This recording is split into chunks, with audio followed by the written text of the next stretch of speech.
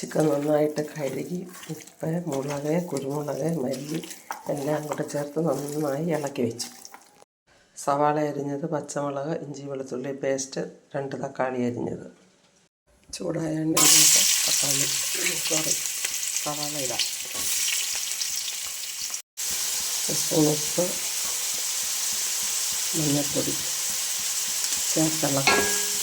മാറുണ്ട്. ഇനി നമുക്ക് തേങ്ങ കുത്തിട്ടിടാം. എന്നിട്ടൊന്ന് വരട്ടാം.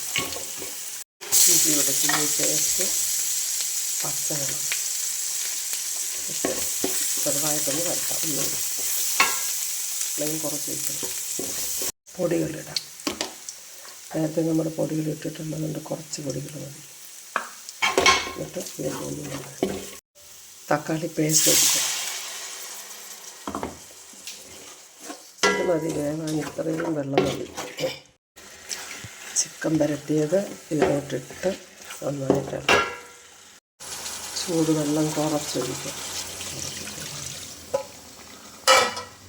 വീണ്ടും നന്നായിട്ട് ഇളക്കി വയ്ക്കുക.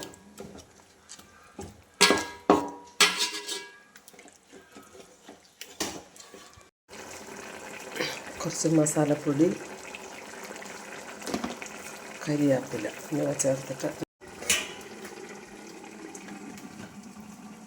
ചിക്കൻ കറി റെഡി ആയിട്ടുണ്ട്. എല്ലാവരും വരൂ.